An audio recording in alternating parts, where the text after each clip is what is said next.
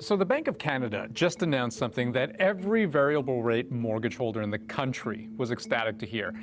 Interest rates aren't going up. Just seconds ago, we are confirming from the Bank of Canada that they are, in fact, pausing their rate decision. It's 4.5%. And that's huge because it feels like all they've done is go up over the last 3 years, from almost nothing at 0.25% in 2020 to 4.5% today. I've never seen this before, and I'd have to check the records, but it's up 100 basis points. That means the overnight interest rate by the Bank of Canada is up to 2.5%. Interest rates are moving higher again. Today, the Bank of Canada hiked its key rate to 4.25%. It hasn't been that high since January 2008. Another interest rate hike and a new message. We've raised rates rapidly. So this is a much-needed financial breather. But here's the problem. This does little to help all of those people out there who've been so buried by their mortgage payments that their debts aren't decreasing, they're increasing. So that over time, their mortgage is actually kind of making them lose equity in their home, which, as far as financial situations go, is crazy. And a shocking number of Canadians are in this very situation. We call this homeowner hellhole negative amortization. Basically, it's when your regular mortgage payments aren't even enough to cover the interest that you owe on the loan. And we hear about this happening all the time with credit cards, right? So you rack up a bunch of debt, only make the minimum payments each month, and the amount you owe actually increases over time because the interest is racking up faster than you can pay it down. Well, this happens with mortgages too. According to CIBC, they've got $52 billion worth of mortgages where people's fixed payments aren't enough to cover the interest they owe. If you do the math, that's probably well over 100,000 households in that spot. And that's just CIBC customers. TD and BMO offer similar mortgages. But whatever the exact number of people in this situation, the terms are roughly the same. Whatever portion of the interest you can't pay gets tacked on to the mortgage principal. So that's a lot of people whose mortgages aren't shrinking, and because their payments are fixed, it's the length of their loans that's getting longer. Because the payment is not paying down any of the principal balance and is strictly going towards interest, what we've been seeing is customers' amortization being reversed, meaning that it's increasing.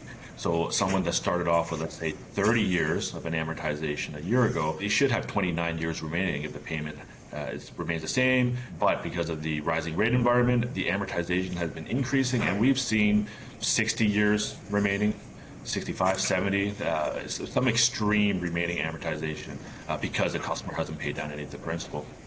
So, how did we get to this point? Well, it starts with the rock bottom rates we've enjoyed for more than a decade. That was great for anyone with a mortgage, but more and more homeowners opted for variable rate mortgages, where you get the lowest of low rates, but you kind of agree to ride the interest rate roller coaster. So if rates go down, that's great for you. If they go up, that's more you ultimately pay out of pocket. Higher risk, higher reward. According to the Bank of Canada, about a third of all mortgage holders decided to go this variable route. And for a long time, this was just mathematically the right way to go, as long as you could stomach the risk. But then the risk became real. Interest rates started going up to the point where we are today, where many people can't even afford the cost of interest, never mind trying to put a dent in the original loan. When you hit that point, you've hit what's called the trigger rate, where all the money you're giving to the bank is just to tread water. Like, you ain't moving. By late last year, the Bank of Canada estimated that almost 1 in 7 mortgages hit that inflection point, where a person's whole mortgage payment is only covering interest and nothing else. Like, think about that, 1 in 7. Now, usually when you hit that trigger rate, something's got to give. You either have to pony up more money, increase the size of your fixed payments, or come to some other arrangement, or else risk losing your home. But some banks, like CIBC, like TD, like the Bank of Montreal, allow you to go past your trigger rate. So you get to keep your payments steady, you're just servicing the interest, And whatever interest you don't pay gets tacked onto your total loan, so that over time you owe the bank more and more money. And in CIBC's case, that can continue for quite some time, right up until you owe 105% of however big a loan you started with.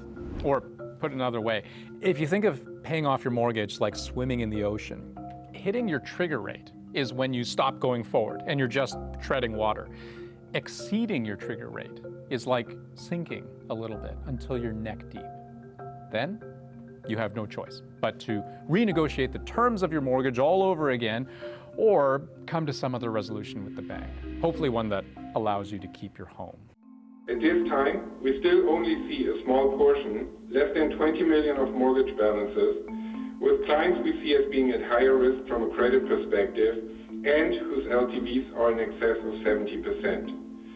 We actively monitor our portfolios and proactively reach out to clients who are at higher risk of financial stress. That was CIBC's Chief Risk Officer. And yes, big banks have Chief Risk Officers, in part because if too many people can't pay their mortgages, the bank has a big crisis on its hands, right? In their estimation, the risk of that happening is low.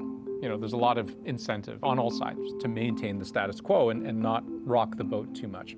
But for individual people like you and me, the status quo can be pretty damaging because the clock is always ticking. You know, at CIBC, $9 billion worth of variable rate mortgages are up for renewal in the next 12 months. And if one of those is yours and you're only treading water on your loan, that puts you in a very vulnerable spot. The problem with that is, you know, if they can't afford that payment, and they can't qualify to switch out to a different lender for lower rates, for example, then they're really stuck with that current lender. So the current lender can charge them any rate where they want. So they lose a lot of negotiating power. They don't really have much leverage to transfer the mortgage out.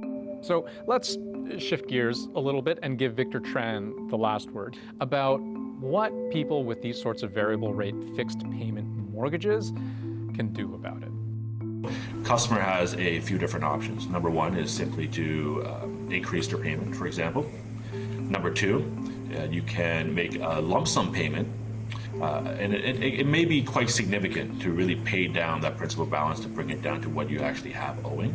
Or number three, you can convert and lock into a fixed rate and really start paying down both the principal and interest as well. You can do one or the other, or you may have to even do a couple of these, right? But those are the main options, as we know right now, that the lenders are presenting to their customers. If you're stuck in a difficult situation right now, you know, never hesitate to talk to your bank, or your mortgage specialist or a mortgage broker. Consult a few different people, right, just to understand your options. It's best to kind of get ahead of this before it's too late.